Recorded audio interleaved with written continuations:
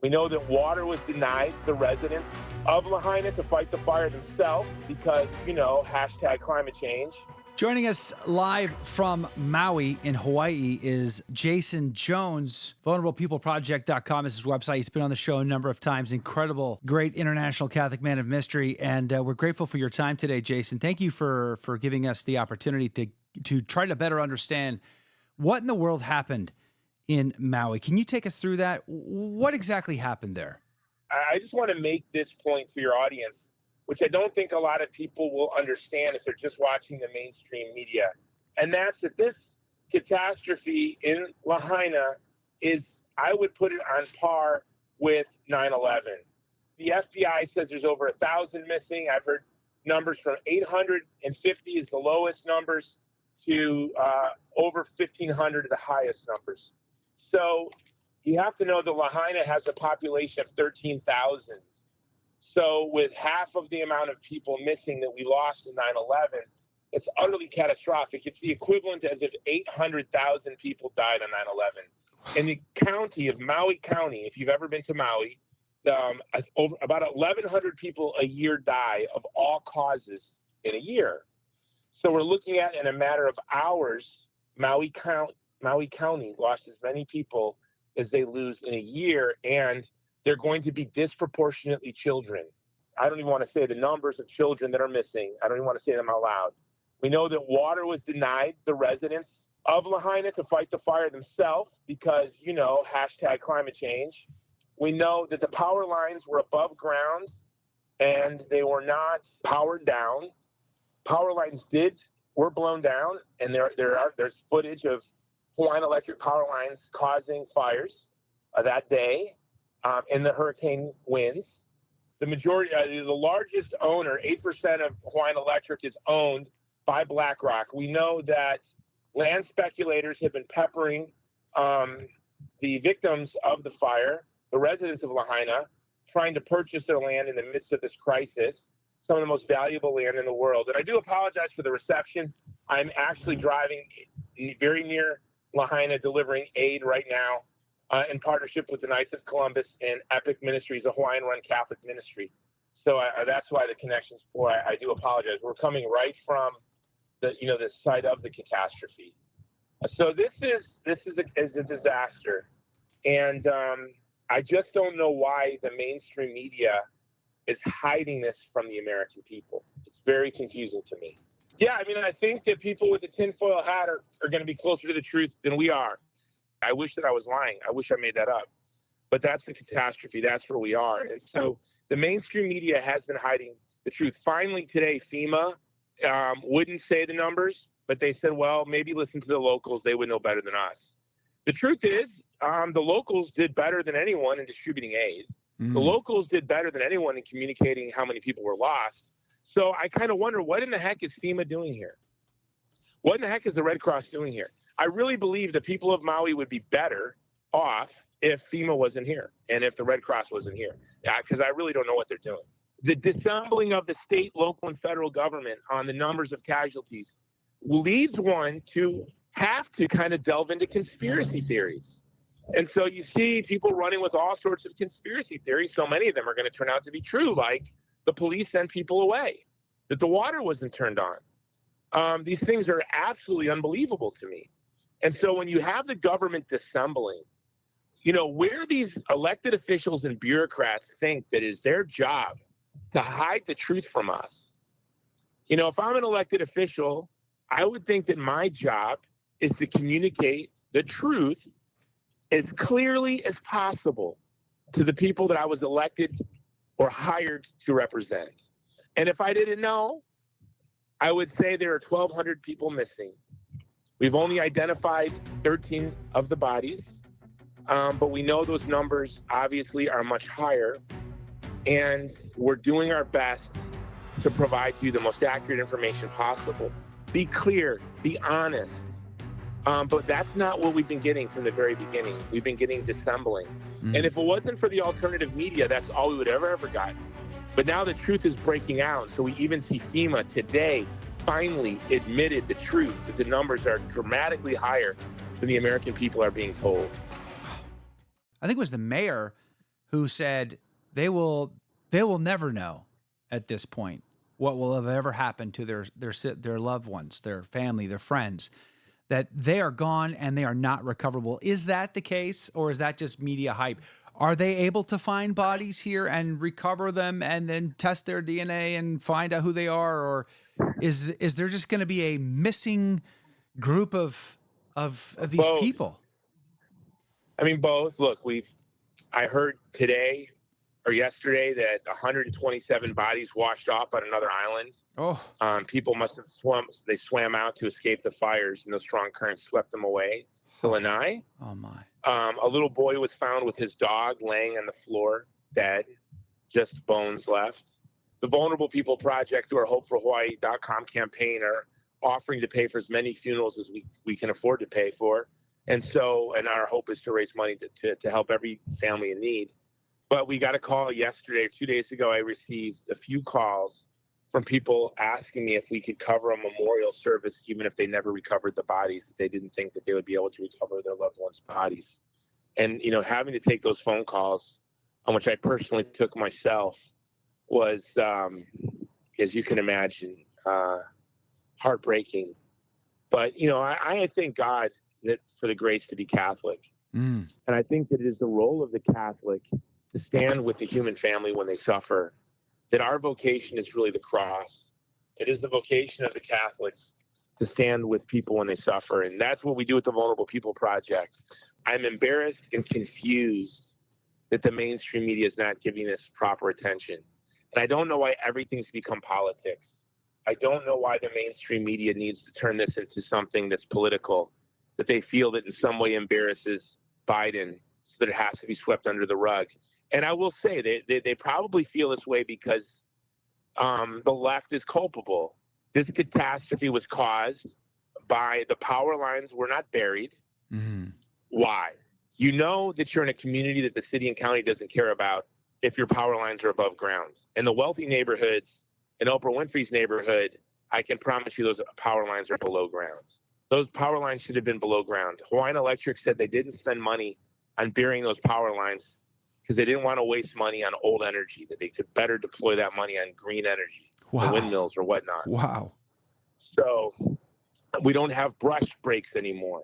Why? Because to do breaks in some way, I guess, displaces snails and chipmunks. I don't understand. Mm. Not just in Hawaii, but across the country, we've seen the casualty rates skyrocket in the past 2 decades in forest fires.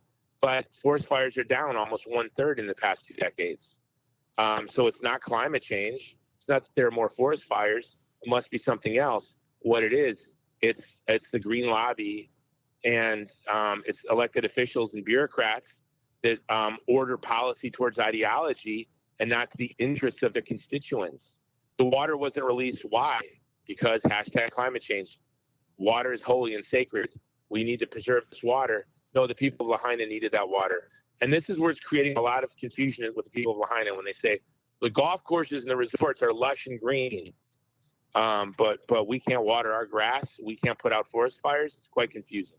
So I've heard rumors that lots of outside real estate agents calling up, trying to buy this land off as quickly, as fast as they can from the locals. And then I guess it was the governor of Hawaii suggested that the state should take this land. Why would the locals lose their land in this deal? They still own that property, don't they? So here's what you need to know. In Hawaii, if you have a family, we have the lowest wages and the highest cost of living.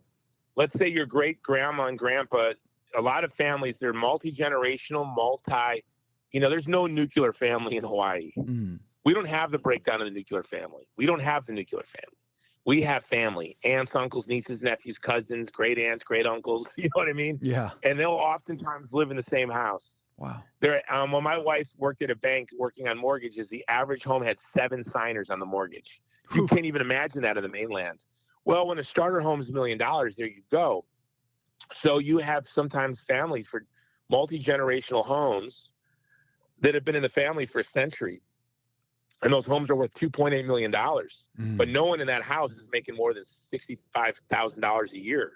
They might be working at a hotel or parking cars, valeting, and they live in a home that you go on Zillow and you're like, yeah, but they're living in a $2.5 million home. Yeah, well, that home was purchased for $800 in 1949, and it's been in the family ever since. And now that family has to pay for 6 funerals, and there's nothing but ash. And a lot of families are tempted, as my family was 3 years ago in COVID. Family after family has to make that decision in Hawaii, and so many get swept away. That's why only half of Native Hawaiians live in Hawaii. And so undoubtedly, the families of Lahaina are going to feel a lot of pressure. But when you sweep a Native Hawaiian family away from Hawaii, it's really a devastating thing because it's the furthest place in the world from anywhere in the world. So if they go to San Diego or Las Vegas or wherever they go, they're going to go from seeing grandma, grandpa, aunt, uncles, nieces, nephews, cousins every day to seeing them maybe 5 or 6 times before they die. And that's a great tragedy. And so we need to lean in, and we need to stand with the people of Lahaina. BlackRock is culpable. Hawaiian Electric is culpable. Maui County just filed suit, and they will be suing. They are suing Hawaiian Electric. So, it is my hope that, the people of Lahaina keep their land. But you talk about the shell game the mayor was playing. The mayor was like, the governor, will buy the land. Oh, Right. How generous of you. Yeah. How generous of you.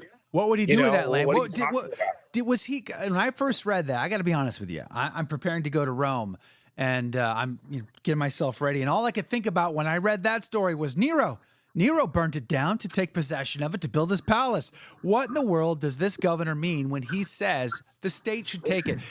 To give him the benefit of the doubt, is he suggesting that the state could protect the land from outside foreign interest, and keep it for the people? I'm about to, let's not give the benefit of the doubt, because here we go. There's an undercover video someone had recorded, a county official who came back from a meeting with the mayor and the governor, and he was crying. A big Hawaiian guy, big strong guy, was in a golf cart, and someone was secretly recording him. And he broke down crying, and he said all they were talking about in the meeting was how to blow past state and county regulations to allow mainland developers to come in and develop outside of Lahaina.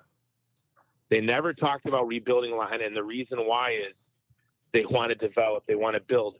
Look, I understand better than anyone. I led anti-lockdown protests in Hawaii, worried about the economic, psychological, and physical well-beings of the people of Hawaii. They robbed us of our number one industry, agriculture, through GATT 94 in the early 90s. That really decimated our culture and our communities. And so now all we have is basically the federal government, state government, and tourism. So I understand the importance of tourism, but it was so classless. If you watch the press conferences with the mayor, the governor, and Senator Brian Schatz and Mazie Hirono, all they were doing was saying, hey, come to Hawaii. It's open for business. They literally use the expression, it's open for business. Imagine if Mayor Giuliani, 2 weeks after 9/11, went up and said, hey, guys, we just want to let you know New York has great food. We have wonderful shows on Broadway. And, the Twin Towers are gone, but we still have a lot of other great sites that you can see. New York is open for business. It's preposterous. Right, yeah. And the Native Hawaiians are feeling really like we see them as second-class citizens. Yeah. That their suffering is not to be valued. And one has to wonder why Mark Zuckerberg, who's a huge landowner in Maui, why Facebook and Instagram aren't filled with expressions of solidarity with people with Maui. You don't see the, I stand with Lahaina memes. Mark Zuckerberg, why? That's really scary stuff. And then that's why these people have all these conspiracy theories. These people must have been caught off guard completely. Yeah, the fire was moving, we're told, a mile a minute. Mile a minute. Okay. A mile a minute. Now you have all these children in homes without their parents. Here, we didn't talk about this. The sirens never went off. Yeah. No one received a text message. Why did the sirens go off? Like, I lived in Hawaii. I was in the Marine Corps. I lived in Hawaii, Kaneohe Bay. I remember that we'd get earthquakes out at sea off Japan, and all day long the sirens would be going off because we were supposed to get a tidal wave. Go off every time there's an earthquake anywhere. We have the most sophisticated systems sirens in the world. And there's no good answer. They have answers. They've had multiple answers for every mistake, and they've always contradicted each other. So that they're fumbling around. And now we're told there's going to be no investigation. No investigation. I mean, no investigation. Nothing to see here. Oh, man. You know, nothing to see here, but no investigation. You know, if you slip and fall in the bathtub and die, there's going to be an investigation. You bet. If a town is wiped off the face of the earth, there's going to be no investigation. Jason Jones, I'm going to be promoting this website, hopeforhawaii.com. Grateful again. Thank you for giving us a call and letting us know the situation. We're going to be praying for the people there, of course, for the repose of the souls that have been lost, and for justice for those that could have done something and didn't. May God have mercy on their souls, for they know not what they do. Jason Jones, God bless you and God love you, my friend. Ditto, brother. God bless. Aloha. Did you like that video? It's okay. You can admit it. It's perfectly fine. Hey, we cover the big stories of our day, from inside the church to outside the church to all points in between, and we do it from a Catholic perspective. It's called A Catholic Take. It's a radio program Monday through Friday. We live stream it right here on this channel, by the way, so make sure to subscribe, like, and share. We would be very grateful to you. And don't forget, you're going to want to watch this video right here because you don't want to miss anything.